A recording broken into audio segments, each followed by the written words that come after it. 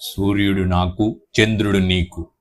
అసలు సూర్యుడు నాకు చంద్రుడు నీకు అనేది ఏంది? చాలా విచిత్రంగా అనిపిస్తుంది కదా. వినండి. ఒక రాజు ఉండేవాడు. అతడికి 2 కూతుళ్ళు. ఆ అమ్మాయిలు ఎంత అందగత్తెలంటే చూసిన ప్రతి వారు అలా బొమ్మల్లా నిలబడిపోయేవారు. మరి వాళ్లకు అందమైన భర్తల్ని ఎలా దొరుకుతారు? అందుకని నచ్చిన వారిని చూసుకుని పెళ్లి చేసుకునే బాధ్యత వారికి అప్పగించాడు ఆ తండ్రి. అక్కా చెల్లెళ్ళిద్దరూ ఇంటి నుంచి బయలుదేరారు. కొండలు, మిట్టలు, గుట్టలు, గోతులు, లోయలు దాటుకుంటూ తమ కంటే అందమైన వరుల కోసం వెతుక్కుంటూ వెళుతున్నారు.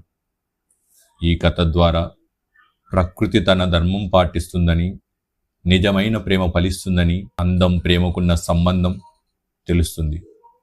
ఇందులో 2 జీకే ప్రశ్నలు కూడా ఉన్నాయి. నేను చెప్పే విషయం చాలా ఇంట్రెస్ట్గా ఉందంటే లైక్ చేయండి. అలా 2 అక్క చెల్లెళ్ళు కీకారణ్యంలో నుంచి వెళుతుండగా అటుగా ఒక ఆమె పాట పాడుకుంటూ రావటం కనిపించింది. ఆమె కంఠం కమ్మగా ఉంది. జలపాతం దూకినట్టుగా, గాలి నెమ్మదిగా వీచినట్టుగా, చినుకులు చిటపట పడినట్టుగా ఉంది. ఆమె అందాన్ని చూసి అక్కా చెల్లెళ్ళు ఆశ్చర్యపోయారు. ఆమె కాలి గోటికి కూడా వారు సరికారు. ఎవరమ్మా మీరిద్దరూ అడిగింది ఆ పాట పాడుతున్నాను. వారు విషయం చెప్పారు. మరి మీరెవరు అని అడిగారు 2 అక్కా చెల్లెళ్ళు. మీకు కొడుకులున్నారా? మీరే ఇంత అందంగా ఉంటే వాళ్ళెంత బాగుంటారో అన్నారు వారు. ఆమె గలగలా నవ్వింది. నా పేరు ప్రకృతి అమ్మ. నాకు 2 కొడుకులు ఉన్నారు. పెద్దవాడు సూర్యుడు, చిన్నవాడు చంద్రుడు. భూమి ఆకాశం కలుసుకునే చోట మా ఇల్లు. మా ఇంటికి వెళ్ళి చూడండి అంది ఆమె. అక్కా చెల్లెళ్ళు ఆనందపడ్డారు. పగలు ఏలే సూర్యుడు నా మొగుడు అని పాట పాడింది. ఏ రాజు చంద్రుడు నా భర్త అంటూ నాట్యం చేసింది చెల్లాయి. 2 వాళ్ళ ఇంటికి వెళ్ళారు. అప్పటికి సాయంత్రం అయ్యింది. చంద్రుడి నిద్రలేచాడు. బయటికి వెళ్ళడానికి ముస్తాబయ్యాడు.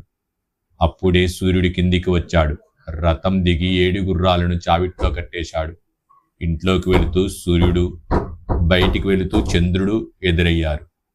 కోటి కిరణాలవాడు నావాడు, చల్లని వెన్నెలరేడు నీ తోడు అనే పాట వినిపించి 2 ఉలిక్కిపడ్డారు.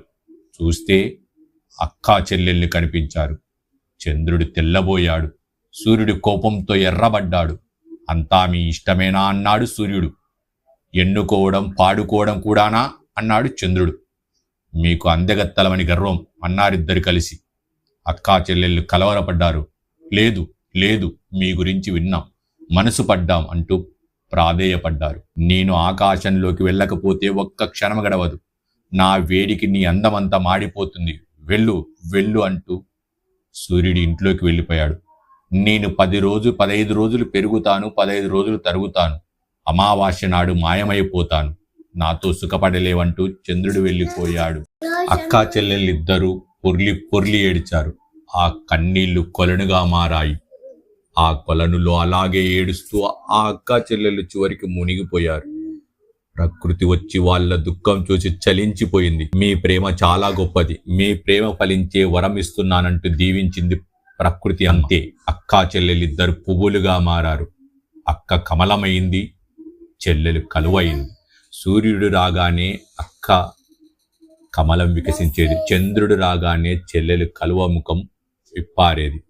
అందమైన ప్రేమకు గుర్తుగా 2 ఇప్పటికీ అలాగే. నేను చెప్పిన విషయం మీకు చాలా బాగుందనిపిస్తే లైక్ చేయండి.